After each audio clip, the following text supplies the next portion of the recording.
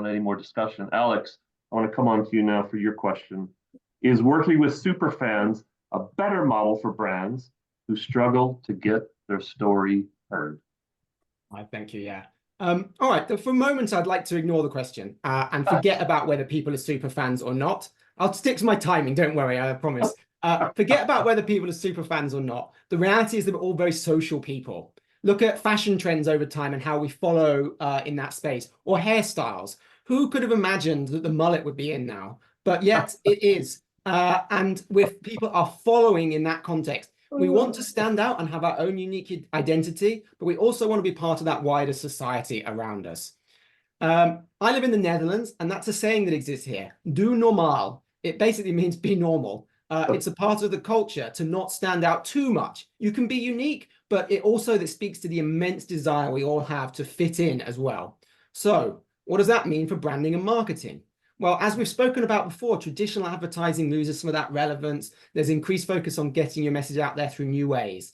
And we see things like product placement coming up as a way to get your brand into people's eyes without it being so explicit. Product placement often shows products being used, and that is powerful. And let me take a moment to explain a couple of reasons why I think that's so powerful. I have an education in neuroscience, a background there, the understanding of what makes the brain work. And in this field, there's a type of cell in the brain called a mirror neuron.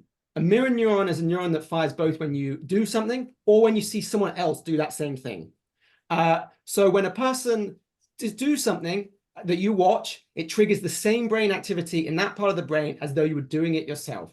It's subconscious, but real. And so when you see that happening, you're subconsciously acting out the same thing yourself as well.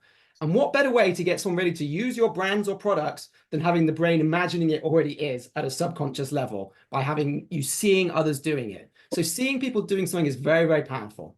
And then we scale it up. In my role at RECKITT, I'm building capabilities and using behavioral science as a toolkit for driving consumer behavior change. One area of application that could be there is about driving more sustainable behaviors, something that's very critical in the current times. Last year, there was a big scientific meta-analysis published on how we can intervene to drive behavior that can mitigate climate change. For anyone interested, Bergquist et al.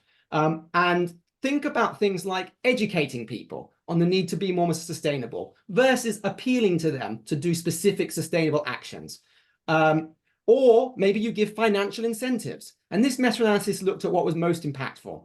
The second most effective tool was what I just said, financial incentives. I'm not surprised to hear that. Money makes the world go round, and sustainability often costs, unfortunately. So not surprised at all. But ahead of that, number one, top of the pile, the most effective thing in driving these sustainable behaviors was social comparison, highlighting other people's sustainable behaviors. We want to fit in, and we want to be seen to be doing that. 59% of millennials say friends influence their brand purchase decisions, for example. So at last, I bring us back to the superfans question that we began with. I promise I will.